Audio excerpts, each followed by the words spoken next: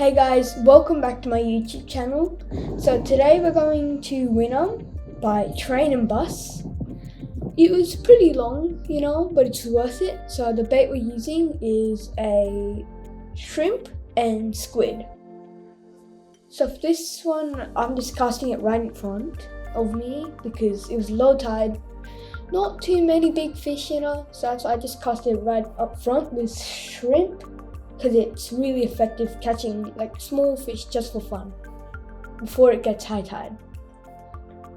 The rig I was using at this time, I'm pretty sure, was a popper rig.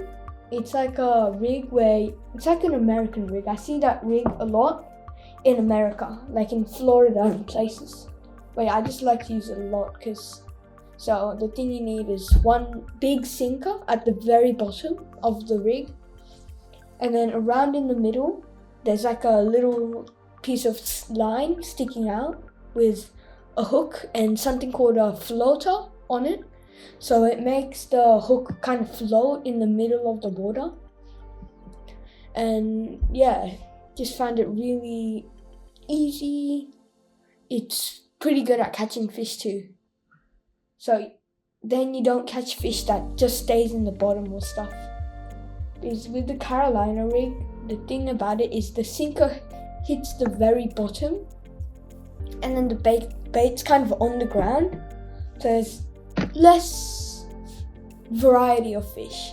But if you put it in the middle, some other fish that you weren't able to catch on the Carolina rig might hook up. For example, last time I used this rig in Wynnum again, I casted it pretty far that time, it was high tide. And I instantly got smashed by a 64 centimeter needlefish. The reason why I think I was able to catch that was because it's kind of like around the middle. Needlefish usually stay around the very top to around the middle. So that's why I think I was able to catch that fish. So right now I really like the floater. So yeah, that's what I'm using right now.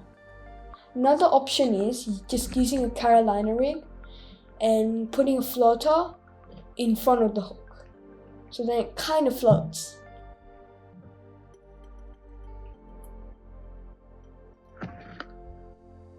So this took me by surprise. I was just about to eat my snack. Then it's not big, it's a small fish, but a fish took the bait right in front of me. And it turned out to be like, I didn't really measure it, but it was at like somewhat around 10 centimeters or less, yeah. And then these kids came up to me and asked if they could use the bait I was using, like shrimp, because they were using like pilchard or something, squid, no. Yeah, so this is me just handing them a few, Yeah.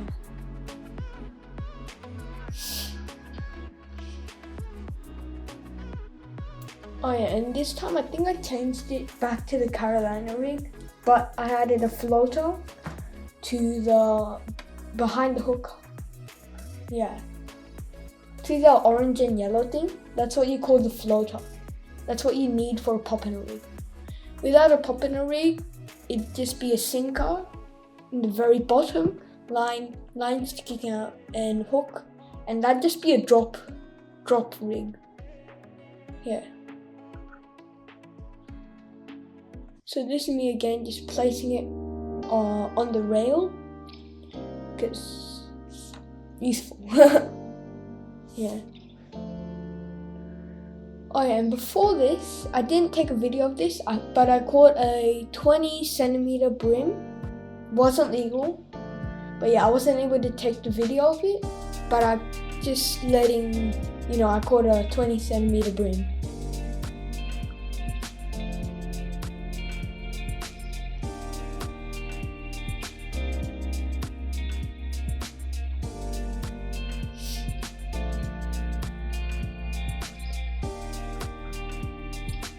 Oh yeah, and the place I got the floater for the popper rig was, I just got it on Temu. It was actually pretty cheap. It was like $2 for like 50 floaters.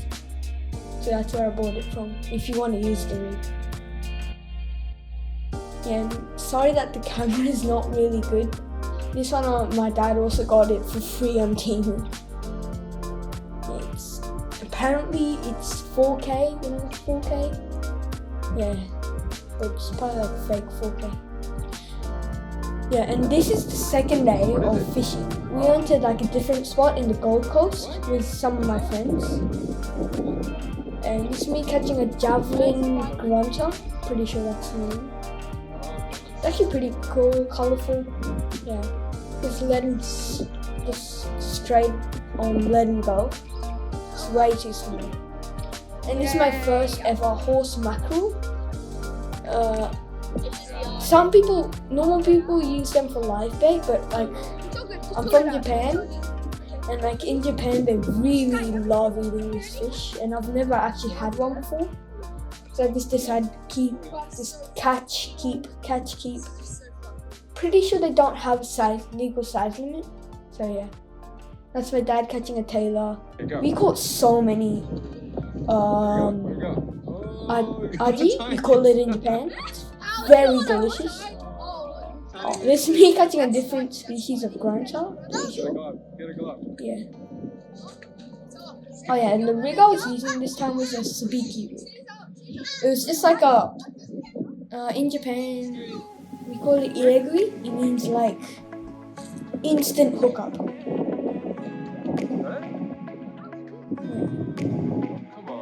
I just put like tiny little pieces of squid on the sabiki rig. Yeah. Yeah, there we go. Straight away, just in, and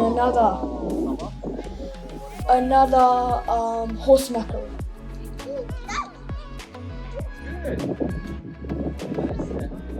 In the end of the day, we caught like, not too sure, but like a lot of fish, and we split it between my 2 other friends. Yeah. So this is my dad catching a 30 centimeter, I'm pretty sure. It's really cool, and this is how many fish we caught, so much. So then I went back to my friend's house, you know, and I just filleted the fish. And then what we made with them is sashimi and tempura. So for tempura, you just fillet the fish, try to get out as many bones as you can. Then you dip them in egg, and then you dip them in flour with a little bit of salt in it, you know, just to add some flavor.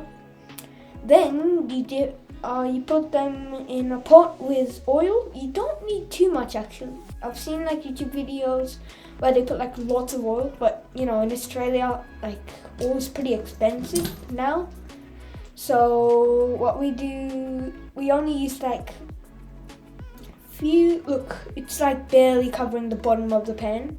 It was enough to cook the tempura, so you don't need much oil to make tempura. So you just add them all in gently, trying not to splash oil everywhere.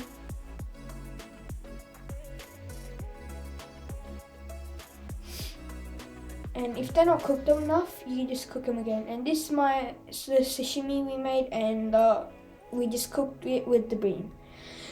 Thank you for watching. See you guys next time. Bye!